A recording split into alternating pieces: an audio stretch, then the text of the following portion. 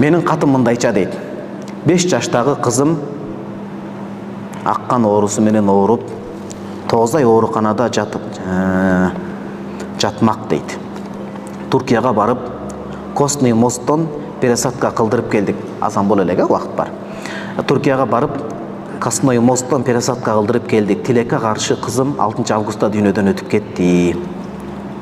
Ошол кызым жана биз Зариядан келатсак, Майрамбек мырза, бурулуп келатсак, ошо пешеходдорду караш керек экен да, барып жолдо же мындай подземка астынан кире турган же үстүнөн көпүрө койбосо өтө көп ошо пешеходдордон шашылып айдашат экен. Бизлер намазда да шашылып окуп аткан, молдоке сабагын качан бүтүрөт деп мени да шаштырып аткан, өзү да шашып аткан, жашоо ушинтип өлөтүп кетпесе болду. Анан пешеходдон бир баланы сүзүп коюптур, бирок жеңилирээк окшойт, бала өң алеттен кеткен.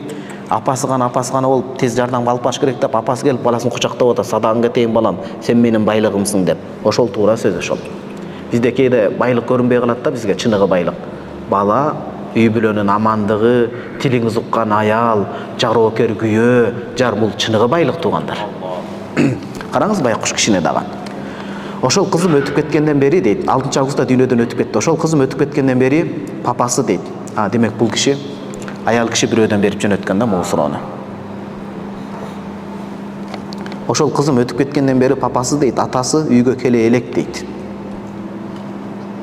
Ал убактабый жумушта иштегендиктен жол жүрүп келгенче кызыбыз өтүп кетти. Таарынып келбей атыптыр да. Эмнеге мен келгенче сактап турган жоксуң деп мени күнөөлөп жатат дейт.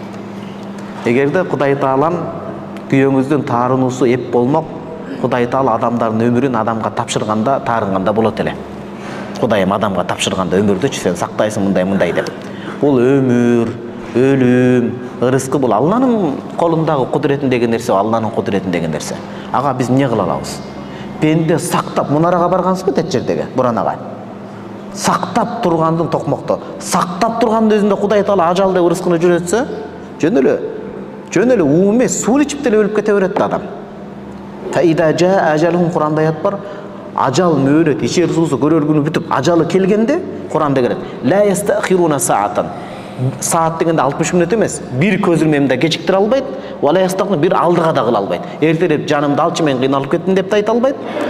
Канча больницадан, бейтапканалардан эртең өлөсүн дегендер 40 жыл жашайт, жарыгерлер өлүп кетет өз диагноз чыгаргандар. Ага чейин. Адам бир көз ирмемди алдыга жылдыра албайт, артка да жылдыра албайт. Ошон үчүн күнөөлөбөш керек сизде. Кандай бул?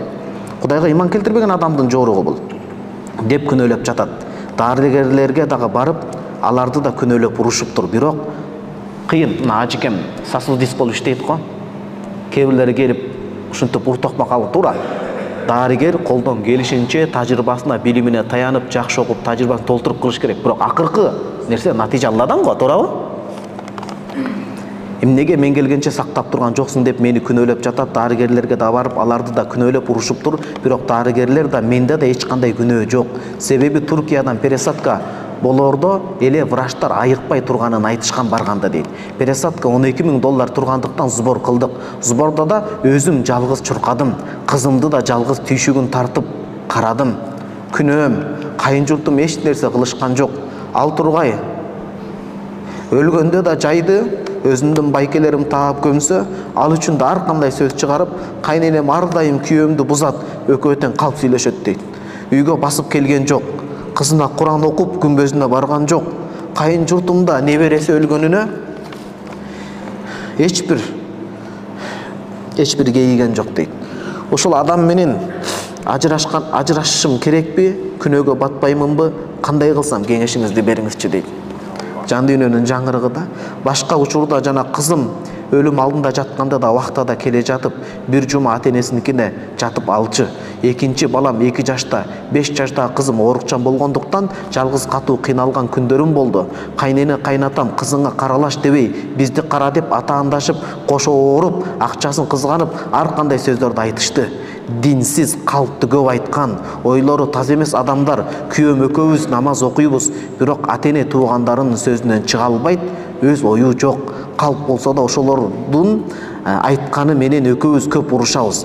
Такыр калыстыгы жок. Ал жерден жала жаап, каралап тийишкен адамдар.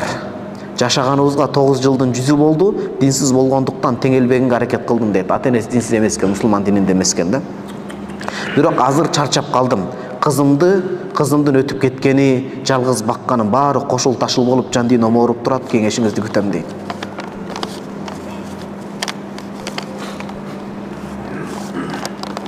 Ошого кээ бир түндөр уктай албайсың да.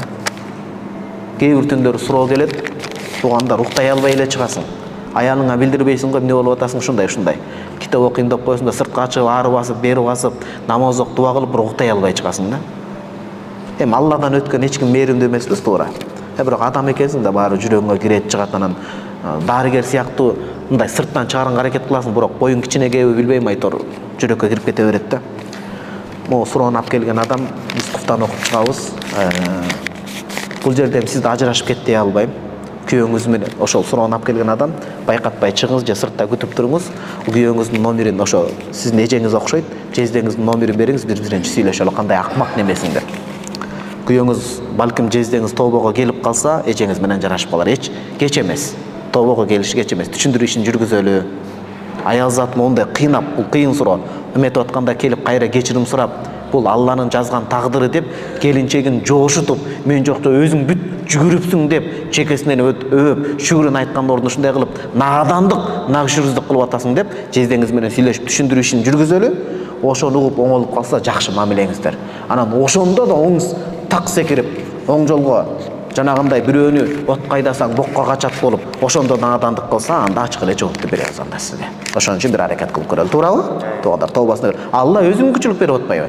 Пайгамбарыбыз саллаллаху алейхи вассалам доорунда өтө кыйын маселе сиз тараптабыз. Бирөө келип арак ичет, бул Бухарыбыздын келет. Арак ичип Расулуллах 80 бала курдуртат, дагы бир камча убакыттан арак ичет, 80 бала курдуртат. Үчүнчү да ошентип арак ичип мас болуп кармалып тутулганда, бир аксакылы, "Эй, сен Куран түшүп пайгамбарымыздан алдында бир эмес, эки эмес, дагы арак ичтиңби?